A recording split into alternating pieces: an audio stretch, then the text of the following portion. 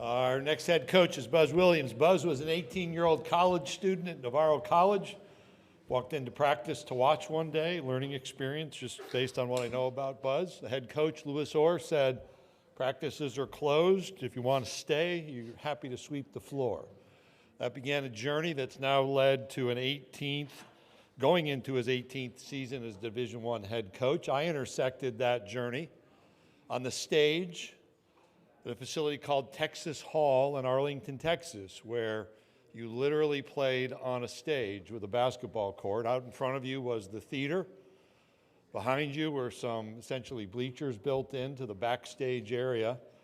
And Buzz was a member of the coaching staff at Texas Arlington. We were just to the left if you were facing the scorer's table talking. He was talking with Mike McConaughey, who he later worked for at Northwestern State University as an assistant coach. My next intersection with Buzz was in Anaheim, California, an NCAA tournament game in 2008. He was an assistant coach on Tom Crean's staff. I was walking in to watch Marquette in Kentucky early, and all of a sudden somebody came, and I had not seen Buzz in years since I had left the Southland Conference. Came up, recognized me, and said hello. Another one of those moments, as I talked about with Mike White today, where you recognize the relationships you build over time. And Buzz is a relationship-driven leader, somebody who's curious, who is an independent thinker and a meticulous planner. He loves learning. In fact, at Virginia Tech and now at Texas A&M, teaches a class for students. Recent course topics include ethical leadership lessons, that's one. Second, decision science, which I should have signed up for. And 3, the path to getting better, which I should sign up for as well. Good follow on Twitter if you want to be educated and informed. I read a lot of books and post them. His organization of his reading list goes well beyond. He's been married to his wife, Corey, for 24 years. They have 2 daughters and 2 sons, and occasionally he will send me a T-shirt. I run around this area, living nearby. He sent me a blue T-shirt that says, "Everything is an interview." So welcome to the podium, Buzz Williams, because this will be an interview.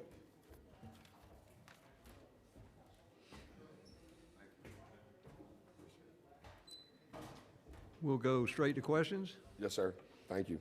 All right, raise your hand and we'll get one of the remote mics to you, and please remember to identify yourself and the outlet that you represent. Let's start on third row on the right side. Excuse me. Hi, Buzz. Olin Buchanan, TexAgs.com. How? Buzz, since you've been coaching at A&M, y'all have consistently gotten better every year. What is it going to take, in your opinion, to continue that trend? And then I also wanted to ask you, I guess it's been 6 years you've had Boots with you. What is you're going to miss most about him, and what's going to be hardest to replace with him not being there? I'll answer the second one first, if that's okay. We all miss Boots. We talk about him often, the impact that he had on the floor and how much we miss him. But maybe more importantly, we talk about the relationships that all of us had with him. Some of us in Blacksburg, and obviously the rest of us in College Station. He's doing well. I talked to him at the end of last week through text. He's doing good. I think on the first question, Olin, you know this because you've seen most of them. I do think in increments of time we've improved in different ways. I think the one thing that we need to see if we can ever do is, can we not have a miniature slump that causes problems? And we've had bits and pieces of those with each passing year. And so I think that's probably the next step. From start to finish, can there be a crescendo without a distinct drop? And we haven't been able to do that yet, but hopefully with our team and our staff, this is the year we can continue to get better, but not maybe fall off the cliff for a week or 2 weeks. Raise your hand if you have other questions. Let's go to the front row right here in the middle. We've got 2 questions down here. Coach, Drew DeArmond, WZZN Radio, Huntsville, Alabama. I've followed you since you were at Marquette. I know you recruited my city at Huntsville, Alabama, at Butler High School, Lee High School. So you've recruited all over the country, but I know you value character a lot. How do you build your team with your high school class and the combination of what you're looking for in the transfer portal? How far is Huntsville from here? About an hour and a half.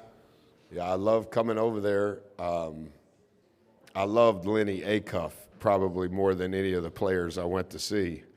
And I never misused the monies of Marquette or Virginia Tech or Texas A&M for that matter. But sometimes when I would go recruiting, I would also make sure that I could see Coach Acuff and learn from him. I think he's one of the best coaches. For a long time, I think he's been one of the best coaches in the country. I don't know that I really know the answer. It's something that we constantly talk about, the balance of transfers, the balance of young guys. To some degree, we've tried to balance it over the last 5 years relative to their character. Do they understand the vision that we have for them? Is it aligned with what is important to them? But it's a juggling act, and I don't think that there's an exact science. But at the highest level, I think the older you are, relative to your body, relative to your experience and talent, that is a competitive advantage. So you can't be too young, but sometimes you can't be too old when they haven't been with you throughout, because they may not understand some of the things that are important to you. So we've just tried to walk that fragile line as best as we can and be transparent with everybody involved. And so far, so good, but I also understand how delicate it all is. We have another question right here in the front row in the middle. Hey, Buzz. Anthony Christensen with Whole Hog Sports. Obviously, you once coached Jackson Robinson. He's back in the conference. Just wondering, what was he like to coach and work with? And then secondarily, just kind of what is it like to coach against players who you have coached and built that relationship with? Comes from a beautiful family. Graduated a year early so that he could come to Texas A&M and redshirt. Mom, Dad, Jax, everybody was on board with that. And then by the time he gets to campus, it's the pandemic. And then eventually the NCAA says that the year doesn't count. Great relationship with their family. And I think you could probably ask nearly every coach now, what's it like to coach against somebody you've coached against with the new rules since all that's transpired. So, yeah, great family, great kid. Enjoyed getting to know them. That was our first year. He was a part of our first recruiting class and obviously had a lot of success since he's left. Raise your hand. Other questions? Let's come back to the front row in the middle. Well, a lot of noise back there. It is. I'm getting so old I can't hardly hear you guys. Hey, I can relate. Hey, Buzz. Bob Holt, Arkansas Democrat Gazette. I don't know how well you know John Calipari. Obviously, he made the move from Kentucky to Arkansas. In the coaching world, how big a deal was that? Or how big a shock was that? Just what are your thoughts on Cal staying in the league but moving from Kentucky to Arkansas? Well, I think in the coaching world, a part of that answer is everybody knows how good a job Arkansas is. And you look at what Coach has done since he's been there, and so that speaks to the support and how good it is. Coach Muss was incredible in the job that he did in postseason play during his time there. Coach Richardson, Coach Sutton, like whoever you pick in Arkansas basketball history, it speaks to how good of a job it is in the state. Because I think maybe you could probably answer it better, but if you grow up in Arkansas, you probably want to go to Arkansas, and there's not a lot of other teams at that level within the state. And so I think in the coaching world, I don't know that necessarily anybody was thinking about intra-league, because I think that's going to happen more and more, just like it does with players. But obviously, Coach has done a fabulous job since Coach left, Coach Muss left. Okay, let's go to the third row in the middle. Who does Arkansas play in football this week? Where's the game? Big game. Big game. I bet you'll be there. Hey, Coach. Brad Harvey, College Sportscast. I wanted to ask you about Wade Taylor, the importance of him, how long he has been there with you, and the growth that you see for him this year. He will go down in the annals of history as one of the best players to have ever played at A&M. I don't know that until his career is over, you can quantify what he's meant to the program, two-parent household. They've probably attended 80% of our games home and on the road, not just mom and dad, the entire family. Graduated from college in 3 years, working on his master's, will get it in 4. As a sophomore and as a junior, back-to-back first-team all-league player, first-team all-conference.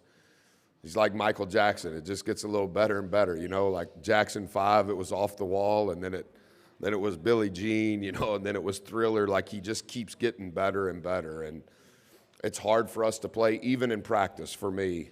We practiced this morning, and it's hard for me to coach unless he's on the floor. And I do a poor job coaching the other guys unless Four's on the floor, just because he means so much to us and does things that the stats show, but he also does things that make our team better that are not necessarily a stat. And so, yeah, he just keeps getting better and better. And if he can be better this year than he's been the last 2 years, that'd be tremendous.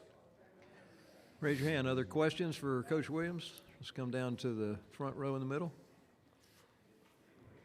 And kind of keeping in with that, I guess, same line of thought with Wade, you got Jace Carter back, Hayden Hefner, you know, a lot of returning production. Just, you know, how has that, I guess, continuity kind of helped you guys throughout the offseason, and where have you kind of seen that, you know, kind of benefit you guys the most? Well, I think those returning guys kind of know how we want to play. I think they understand what's important to us off the floor, and they've done a great job categorically, all of them, of leading our new players, the transfers, but also the freshmen.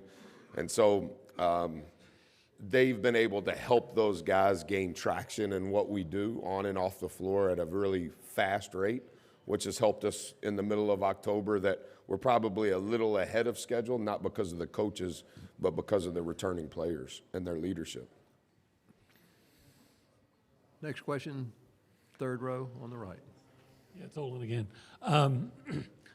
Buzz, your newcomers, guys, especially Farrell and Zurich, how have they fit in, for lack of a better word, and what do you expect? What are they going to bring to this team this year?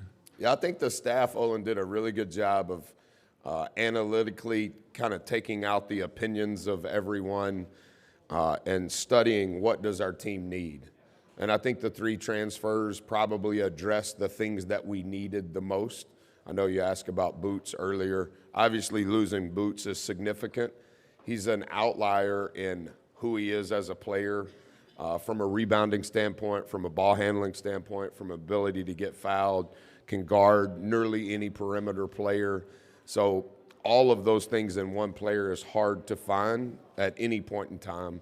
But I thought our staff did a really good job as our team was unfolding. What are we good at? What are we bad at? Who's returning? What do we need from an experience standpoint right away? And I think, honestly, Olin, I think all 3 of our transfers will have a role on our team. Zoo will have a place. Farrell will have a place. CJ will have a place. And all 3 of those places help our returning players relative to what makes us better, we hope. Let's go to the third row on the left, and then we'll come back to the second row on the left. Hey, Buzz, Neil Blackman, Saturday Down South. Hey, where's Matt? He doesn't come because it's football. It's not basketball. It's not football, right? But Matt does Saturday Down South, right? No, he just left. You guys in the media going in the portal as fast as coaches and players. What does Matt do now? Just the radio show? USA Today. Well, we've fallen on hard times. I wanted to ask about Manny and just how he came on the last 10 games, and I think people are going to talk about that. How do you communicate kind of with him that, you know, there's reasonable expectations for him as a player as opposed to kind of outside noise? We want that guy that we got in the last 10 games. Yeah, he handles the outside noise probably as well as any player I've ever coached. He's a beautiful kid, and of anybody that could have entered the portal for lack of good head coaching, it would have been Mo. He is phenomenal as a human being. His family, his support mechanism, it's all built on the right things. And to your point, I thought the last 5 regular season games, the 5 games that we played in postseason, statistically speaking, who he was in those 10 games, almost diametrically opposed to what he was before that. And so can he be that every game over the next 30 plus? I think that's unfair as an expectation. Can he be somewhere in between what he was the first 25 and what he was the last 10? That's what we need. And I think he's arguably the most diligent worker in our program over the last 4 years. He completely understands what we need, and he's working to make better decisions in real time during the game, because I think that's the next step of his development for wherever he plays next year. But yeah, a good Mo for sure helps the Aggies. Okay, the question on the left, second row. Yeah, go ahead, both of you. Richmond Weaver, Fox Sports Upstate, Greenville, South Carolina, and obviously transfer portal, players moving. How important is it then, from your perspective, to have continuity on your coaching staff in this type of college basketball era? Yeah, I'm only saying this because you asked, so I don't mean it in a braggadocious way whatsoever. There's 106 years of experience with me on my staff, more than any other program in the country. And I think that's important. I think continuity with the young adults and continuity with the old adults is vital.